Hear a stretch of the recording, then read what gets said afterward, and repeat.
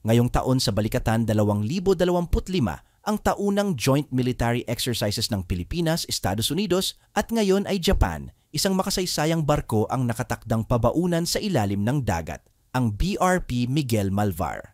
Isang ceremonial sinking, bahagi ng tinatawag na live fire exercise kung saan ipapakita ang presisyon at firepower ng modernong sandata ng mga bansang kalahok.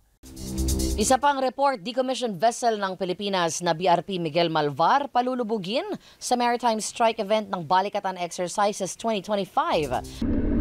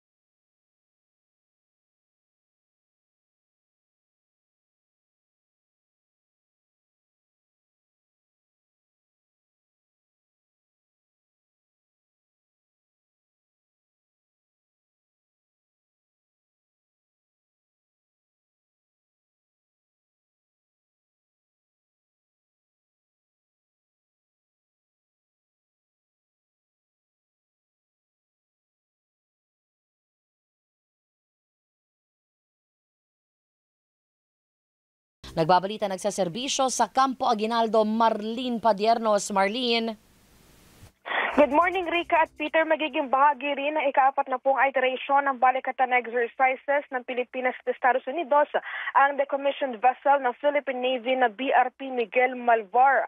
Ayon sa AFP, magiging target ng Maritime Strike Event ng Balikatan ngayong taon ang BRP Miguel Malvar kung saan ito palulubugin. Gaganapin ang naturang pag-asanay sa karagatang sakop ng Naval Education Training Command sa San Antonio, Zambales sa darating yan na Mayo 5. Layon nito na mas palakasin pa ang kakayahan at koordinasyon ng mga sundalo ng Pilipinas at Amerika sa pag-asagawa ng offensive operations laban sa maritime target, kabilang na ang pagwasak sa naval logistics capabilities ng mga kalaban gamit ang air, sea at ground assets. Matatandaang noong nakaraang taon, pinalubog din sa balikatan exercises ang Missile Frigate BRP Jose Rizal at BRP Lake Caleraya gamit naman ang sister anti-ship cruise missile system sa naginanapian sa Lawag City, Ilocos Norte. Pero habang pinapalakpakan ng ilan ang modernong pagsasanay na ito, marami rin ang napapaisip at napapabuntong hininga. Hindi ba't may mas malalim pang kahulugan ang barkong ito kaysa sa pagiging target ship lamang? Ang BRP Miguel Malvar ay hindi ordinaryong barko. Isa itong veterano sa tunay na kahulugan ng salita.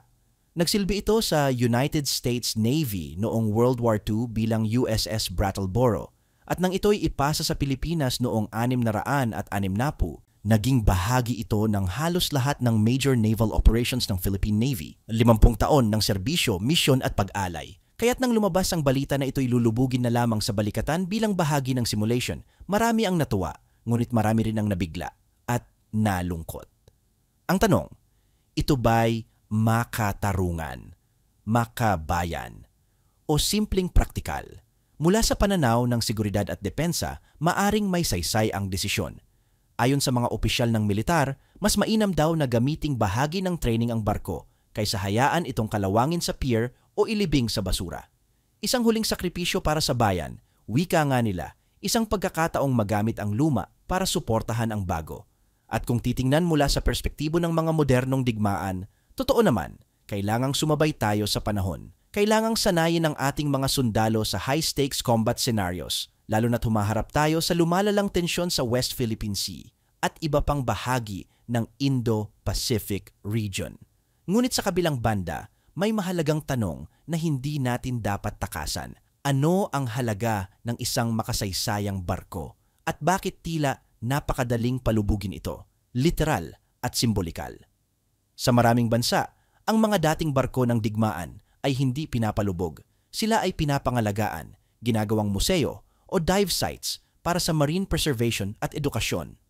Ginagawa silang mga sagradong espasyo kung saan maaalala ang sakripisyo ng mga sundalo at kung saan matututo ang kabataan sa kasaysayan ng kanilang bayan.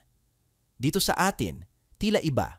Kapag hindi na moderno, hindi na kapaki-pakinabang, madalas inaalipusta, binubura sa alaala at pinapalitan ng bago, walang pamamaalam.